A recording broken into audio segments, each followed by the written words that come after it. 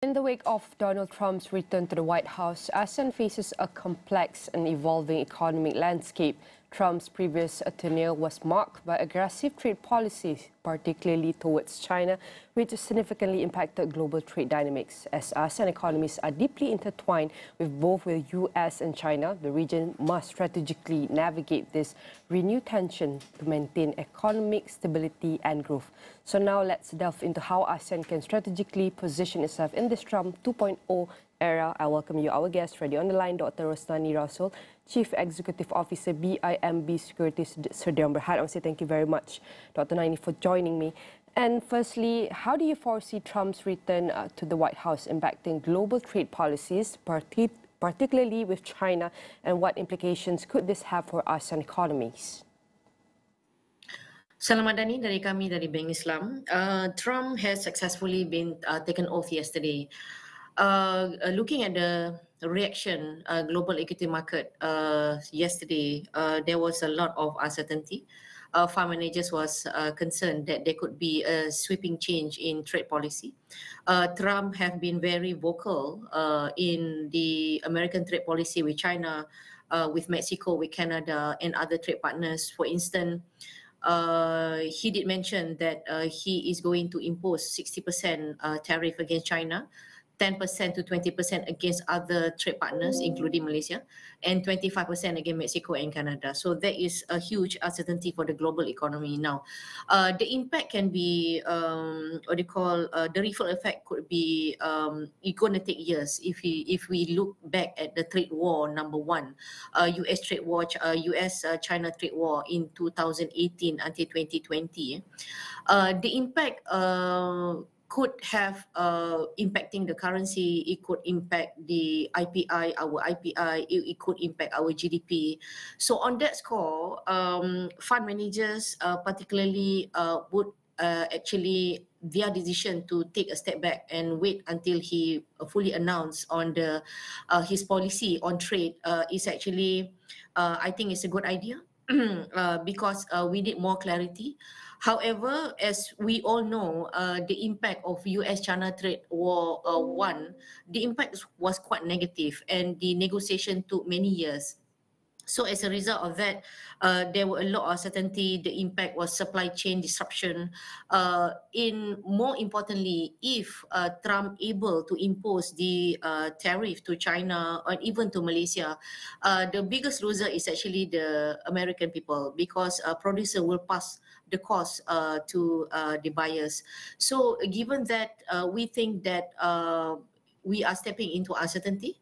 On the ASEAN role, ASEAN could be the middle person to negotiate with America. But then again, we are negotiating with the biggest economy in the world, the powerful Mr. Trump. I believe that he will not making a sweeping changes immediately. He will take time to negotiate or to impose the tariff against other countries. I think the biggest issue he will have to actually address his immediate election promise, among others, are actually on the illegal immigrant, deportation of illegal immigrant, the tax cuts for the Americans that could save the country. That could actually put about 8 to 10 trillion money into the Americans. But we have to remember, US is the biggest economy in the world, and their fiscal debt is already up to the ceiling of about 120% of GDP. So if there is Trump immediately impose tax cut that gonna put, as I mentioned, 8 to 10 trillion into the Americans' pocket, so meaning their fiscal debt is going to reach the ceiling, and they have to increase the ceiling even further. So that means there could be government shutdown. So because they have to negotiate for another ceiling increase and whatnot. So stepping into 2025, it could be an uncertainty to all countries, mainly because US economy is about 29 trillion, the biggest economy. They are the third largest trade country in the world. So whether ASEAN can step in to become the mediator, or the mediator or peacemaker, that it remains to be seen, because Trump is known to be hard when it comes to negotiating. Nina? All right, and Dr. Nani, as you mentioned, this is the reality or the situations within the global context, especially after the inauguration of Donald Trump. And putting in ASEAN commitments to centrality and neutrality, how can the region strategically position itself to navigate heightened US-China tensions, considering that both of these big economies is one of Malaysia's biggest trade partners, while maintaining economic stability and growth, Doctor? ASEAN has always been a neutral party. We are home to about 600 people, and both countries are our friends, the US and America. So it depends on how significant ASEAN is to America, and not to be too friendly to China, because you're going to step on America's toes. But then again, we have to remember we are an important producer, global resources producer, that America need our goods, and ASEAN is going to surpass Germany as the second biggest economy in the world. So that shows the strength, the significance of ASEAN economy to the world. So I guess considering that America do not need ASEAN to become the middle party between us and China, we think that there is not really that much that we can be the middle person between ASEAN and also between China and also the US. I think it's a lot of uncertainty at the moment, speculative, I would say. I think we are going into uncharted territory. But then again, if any sweeping changes, I would think that particularly on trade, that we mentioned before, 60% tariff for China, 25% tariff for Mexico and Canada, about 10 to 20% for the rest of the world. We think that the biggest loser again is the American people. So that is an election promise. Now, remember, all president or prime minister, they would need about 1 to 2 years to come up with their policy. Yeah, so it takes time for Trump to come up with a concrete plan on how to address this. Remember, during the first US-China trade war, the negotiation took about 2 years, and we are not surprised that this time around it's going to take that long. So we are again, we mentioned that we are in uncharted territory, and therefore the pullback that we are seeing in the equity market, and of course the rise in bond yield as a result.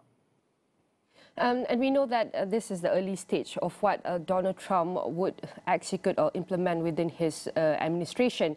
And with the possibility of renewed U.S. protectionist policies, should ASEAN accelerate intra-regional trade initiative to reduce a dependency on external markets, and what challenges might arise in doing so, considering that 60% tariff on China, we can see that Mexico 20% and even 25%, even in Malaysia and other countries. What's your thought on this?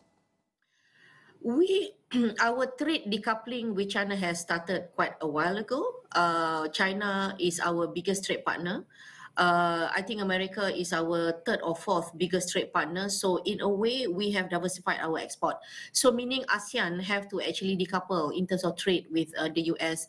Luckily, China is our friend. And we have been most countries have been a trade partner, or China is their biggest trade partner. So at the moment, we are a bit insulated from these headwinds, because we have actually decoupled slightly against the US. But then again, we have to remember Trump, it's a bit, he can get upset if he sees that certain countries have trade surplus for a long time with the US. That includes Malaysia. But I still remember during Najib's administration that the government was able to put forward a concrete case saying that our surplus with the US is actually mainly for goods that the US did not have, that we export to the country, for example, rubber.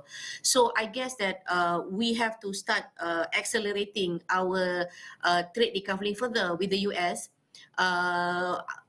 with the US, particularly with ASEAN countries, as I mentioned, and also with China particularly, and Europe for that matter, I think we are able to cushion the impact, if any, if Trump really insists of what we call imposing about 10 to 20% tariff against the rest of the world.